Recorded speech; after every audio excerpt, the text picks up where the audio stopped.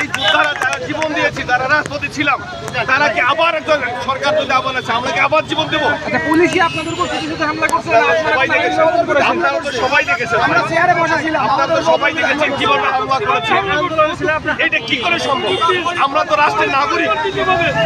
যে সরকার, যে স্বরাষ্ট্র উপদেষ্টা আজকে যে চেয়ারটা বসে উনি মেনটেন করতেছে, আমাদের অবদান। উনি তো ছিলেন কর্মকর্তা, আজকে উনি সরকারের মন্ত্রিত্ব দায়িত্ব পালন করছেন। ওনার উচিত না আমাদের দাবিগুলোকে উনি সেভাবে মেনে নেওয়া উচিত না। আমরা চাচ্ছি যেটা যৌক্তিক দাবি, এটা আপনারও যৌক্তিক দাবি। যদি আজকে যৌক্তিক দাবি না হয়, আপনি সরেজমিনে আসেন, আপনি আমাদের সাথে কথা বলেন। আপনি কেন আপনি পুলিশ বাহিনীতে লাঠিচার্জ করবেন? আমরা রাষ্ট্রের নাগরিক না, আমরা ভোটার না? আজকে যদি নির্বাচন হয়, তাহলে আমাদের মতো ভোটারের দরকার আছে না? আর যারা এমপি মন্ত্রী হয়, ওরা কি ভোটার? একটা ওরা যারা আজকে এমপি, যারা আজকে মন্ত্রিত্ব করতেছে, উনি তো ওনার ওয়াইফের সাথে ঝগড়া করে আসে। উনি তো ওনার ভোটটাই পাবে না, কেন? ওনার ওয়াইফ করে আওয়ামী লীগ, উনি করে বিএনপি। আমরা কি করে সম্ভব?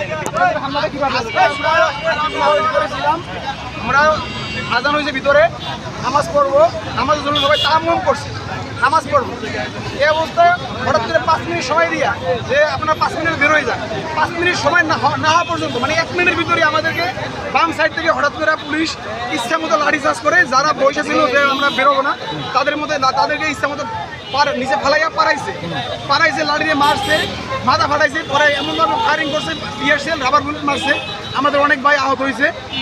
আচ্ছা, এখন আপনারা এই জায়গায় কেন অবস্থান করতেছেন? এখন আমাদের যে ভাইদের আহত হয়েছে, আমরা এই আহত ভাই মারা গেছে, আমরা স্পষ্টভাবে জানবো, দেশের তদারকি করবো, তারপরে আমাদের ভাইদের এই বিচারের প্রতিবাদ আমরা জানাবো রাস্তা থেকে।